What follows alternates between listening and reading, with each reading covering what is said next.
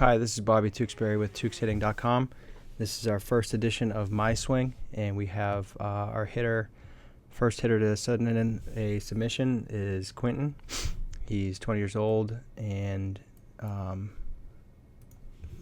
this is what he's reporting. This is his self-reporting, strengths and weaknesses. So he's got decent gap power, solid contact, tendency to line drives, which is great, and a lack of adjustability when fooled, especially with two strikes, and can get jammed inside when not looking there. So lack of adjustability is a big deal, and we're going to look at some things that I'm seeing, and hopefully that'll help you and help everybody else kind of get a better idea of what needs to be happening in the swing. I've got a bunch of other hitters. I've got some Matt Holliday, some Hank Aaron. I've got some Ted Williams and Albert Pujols too. I picked Holliday and Hank Aaron for some leg lift and some stride length stuff. So I'm just going to let this play a couple times. So obviously we got some soft toss indoors. Not ideal. You're in a cold weather climate, so I can relate to that being up in New Hampshire. So let's look at this a little slower. Not that slow. So we've got this big leg lift, and I'm not afraid of movement. Some coaches are against it, but if it's done well, it can be very good. If it's done poorly, if anything's done poorly with a swing, it's going to be less than ideal. So the leg lift I don't have a problem with. There's some stuff we're going to talk about with this, but my major concern is happening through this portion of the swing where there's no resistance getting created, where the hands are kind of just drifting with the body. To me, it looks like you're getting into a loaded position versus loading with movement, and it's a critical difference. I tweeted about it last night.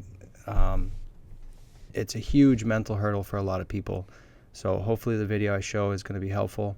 A couple indicators. We're not seeing too much of the back elbow underneath the hands right there. Looking kind of trapped is a way I would describe it. So you are getting your hips to lead. You're getting this. It looks like if I had to guess, I'd say it looks like you're coached to really finish almost to the point that you're getting the bat to touch the ground. I don't know if that's true, but that's what it looks like. So it looks like there's a huge emphasis on the finish, where the beginning of the swing kind of needs some cleanup. So again, the hands are just kind of drifting forward and getting into this kind of static loaded position with the upper body, and you're not dynamically loading. You're kind of loading into that position, and then you got to push out of it. So here's Matt Holliday. This is some spring training video I took. You can see in 2012 I had to convert it to lefty, so I had to switch it back to righty because he's righty. So just go back to the beginning. Again, pretty big leg lift, so that's not a bad thing. Go back to you. Not the same style, maybe, where he's, well, I shouldn't say that. Style's pretty similar, where hands coming down, leg lift is coming up, and then from there, what we see with Holliday is his hands kind of work up and back as the front foot lands, and then he just moves straight through that position. It's a lot quicker, a lot tighter, a lot more efficient. We see more of the back elbow underneath, and Holliday's even a guy who maybe has less of that elbow underneath than most. If we look at Hank Aaron, you can see how much more cleared he gets with that back elbow and gets more turned. And you're getting into that more trapped position. And that's kind of the best word I can use right now. It looks like you're forcing the lower body open instead of kind of creating a better sequence and letting it happen. Just because it's what you do, it looks more forced. So one thing I really want to point out, and I think it's going to be a huge area of improvement for you, where right now you're really using a ton of momentum. You're getting this huge move forward. You're not getting that resistance, and the resistance is where the adjustability comes from. I use the analogy of a rubber band, and it's not the best analogy, but if you can pick up a rubber band and pull it apart, or pull the two ends away from each other, you won't feel the tension and resistance until the movement occurs. The movement is what loads that rubber band, so you can flick it or whatever you want to do with it. So your move towards the ball, this part right here, isn't stretching the rubber band. This is not the movement we're looking for to get resistance that gives the adjustability. The inside corner stuff, I just feel like you're trapped, so your angles are really, it's really hard for you to get to that inside ball. So that's what I'm seeing with that. So everything kind of builds on itself, all the problems. So if we go back a little bit, you have a lot of back movement with your swing. So we got this thing in the background. I don't know what it is, this dark spot right behind your head. And you can't see it at all right now. You got this person back here. Your head's kind of, and this is really good if you're looking at videos for checkpoints. You can find something in the background, see movement away from it, towards it. It gives you some landmarks to work from. So especially when the video's moving, because the video's not stable right now. So you're moving back. This kid that was there is gone. This thing has emerged in front of your face, and your back leg is getting fairly stacked up, maybe more so than you would want. So you've got this big move back, and when you get over this backside too much, you then need to get off the backside, and that takes time. It gives your arms the ability to load in a way you don't want them to load. So you have to kind of get forward without the proper angles to create resistance the right way. I used the term the other day. There's you create directional resistance, and it's kind of a weird term, and I get that. But when you have that direction with your body that we're going to look at with these other hitters, you get this forward move without pushing forward, without jumping forward. You have drive from the back leg without pushing from the back leg. And that's, again, a huge element of the control and creating resistance. So again, a little too stacked up, a little bit too much of a move back, and then you just get this kind of static position, and it's, for me, it's kind of forced from there. So when we see Holiday, a slight move back, I'm not going to argue against that. When he finishes his leg lift, he's already forward, and you can see there's more. If you go straight up his back leg, and I know the angle's not the same, there's just some different angle going on. So as he moves forward, his head is way out in front. Let's go back to yours real quick.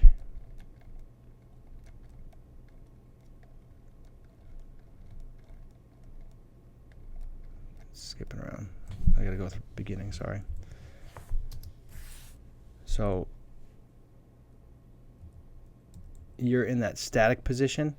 His head is more over his front leg, and your head it's in the middle of your body. It's not over the front side.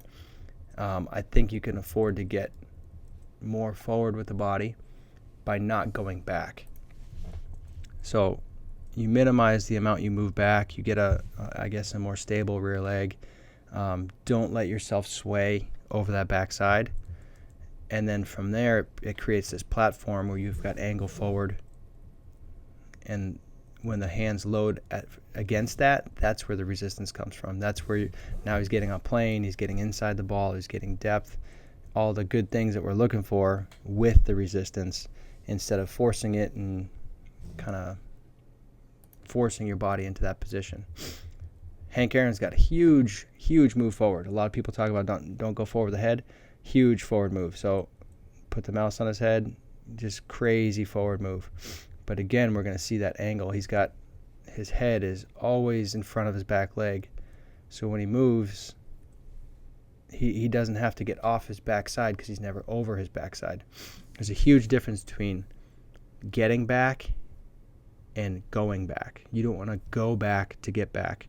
There's a feel of gather. There's a feel of being back without shifting over the backside that I think you'll really, really benefit from. So that's Hank Aaron, and then I got a couple more. We'll go with, we got a Barry Bonds.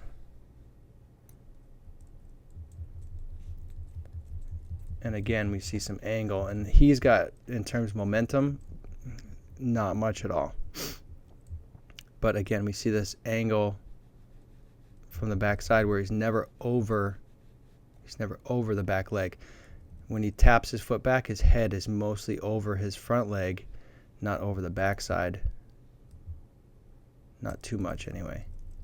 So your head is, for me, it's too far back. Your back leg is too stacked up. And so you never get the right angle, and you get this kind of drifting forward with the hands loaded, which isn't great. And you can see how when his hands come up, they don't pause, they don't delay. More of that back elbow underneath, and everything just flows through. And then I've got Albert Pujols, the last one I wanted to look at. He's really good. No, I'm sorry, I got two more. I have Albert and Ted Williams. And this is already way longer than I intended, but that's all right. This is a great cue, a great thing to try out. Have a teammate hold a bat up against the side of the back of your head, and feel like you're taking your knee underneath your head, right there.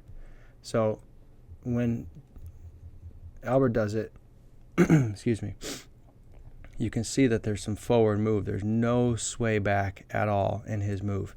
The way he's got his legs set up, he's kind of preset almost with a feeling of open. At least that's what I feel when I do it. And it could be a good thing for you to try out.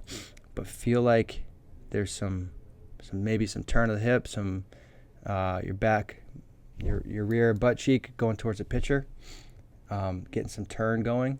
That might help this. But get that head more over the front side, get it in front of your belt buckle, and then when you take your hands back, you're going to have a better angle to work from, and you can get right into your depth, right into your plane, get that barrel path going right away without delay, and everything will just flow better. And then last one, Ted Williams is a righty. He's got some funky actions in this one with his lower body, but I think it's pretty helpful to see, again, some angles and some flow. So again, it's a very similar move to Pujols with that taking the knee back, where he's getting that knee really, for the most part, underneath his head. And he gets his back leg to turn out, which is fine. It's a style thing. It's a body type thing. But again, from there, he's got this really, really good angle. His hands are not loaded at this point. He hasn't stretched the rubber band yet. From there, he starts his swing. His swing is started, and that is stretching the rubber band. That is causing the load. From here, he could stop, or from here, he keeps going and finishes the swing. And that's really based on seeing the ball and controlling your swing. But for you, I think finding some better early movement without this sway back, without this early load of the hands where you're getting kind of tied up. If you don't get over your backside, you're going to get better angles to drive from, better angles to create resistance, and that's where you're going to get the control and adjustability from. So that's what I got for you. That's our first My Swing. Thank you so much for contributing, and other people, if you want your swing broken down, please submit a form on our website, and I'll provide the link somewhere. So thanks again, and let's get some better information out there. Thanks, everybody.